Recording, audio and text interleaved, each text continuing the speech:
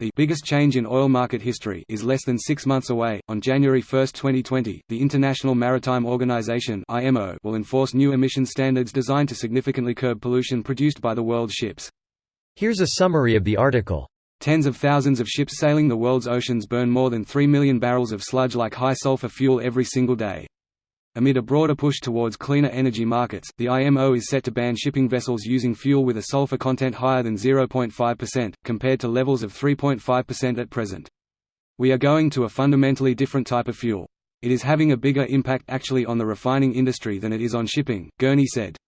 The shipping industry is under intense pressure to slash its sulfur emissions, given the pollutant is a component of acid rain, which harms vegetation and wildlife, and contributes to the acidification of the oceans.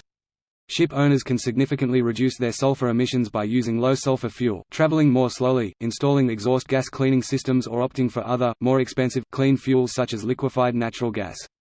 Some ships will choose to limit the air pollutants by installing exhaust gas cleaning systems, known as scrubbers. These are designed to remove sulfur oxides from the ship's engine and boiler exhaust gases. A ship fitted with a scrubber could continue to use heavy oil, since the sulfur oxide emissions would be reduced to a level equivalent to the required limit. This post received a score of 8,696, with an upvote ratio of 97%. Here are the top comments in response to this article. Many ships today already have 2 tanks, one to burn low-sulfur fuel near coastal waters and one to burn dirty bunker outside. However, it is quite known that the second tank gets used a lot more than the first, even when it shouldn't. Unless the sale of high-sulfur fuel is forbidden, I doubt we will see this seismic shift the article talks about. By the way, food for thought for the cruise lovers out there in Reddit, please consider an alternative way to vacation. These changes are meant to outlaw that dirty, high-sulfur bunker fuel. No reputable country will sell it, and I believe even coming into port with a tank full of high-sulfur bunker you've managed to buy from a disreputable source will trigger an enforcement action. When sailing on the open seas, all ships should be burning fuel with at most 0.5% sulfur, down from the current limit of 3.5%. The current clean fuel burnt in emission control areas won't be affected by the 2020 regulations and will remain capped at 0.1% sulfur by mass. Greater than these changes are meant to outlaw that dirty, high-sulfur bunker fuel.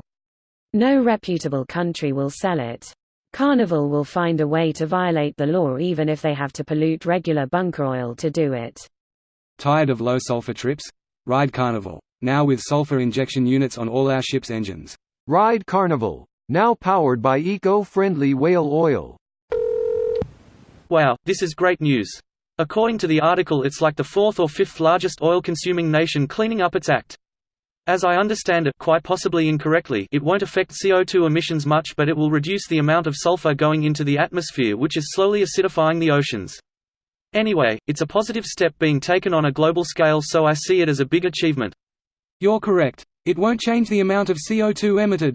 CO2 is a product of combustion itself, and you would need to add at least as much energy as you took to put it back into a hydrocarbon or other carbon bond.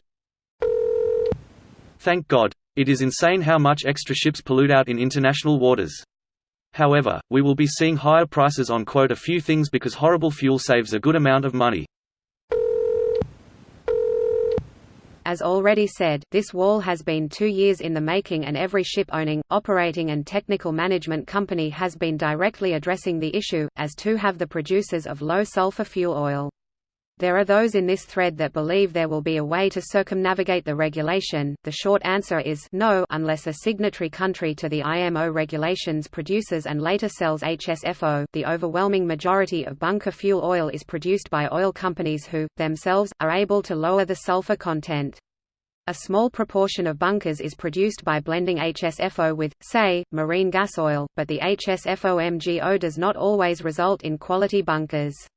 What is also not stated is there is a rigorous testing process before and after loading the bunkers on the ship. Yes, it's voluntary, but if those bunkers cause an engine seizure, then the owner, operator, manager is sole to prove that it comes from the bunkers and, upon inspection, will be found to be in contravention of the IMO regulations. This video was automatically created by Reddit to speech. The article and comments in this video were selected from Reddit according to their upvotes, and any paraphrasing was performed by smmry.com, without any human intervention.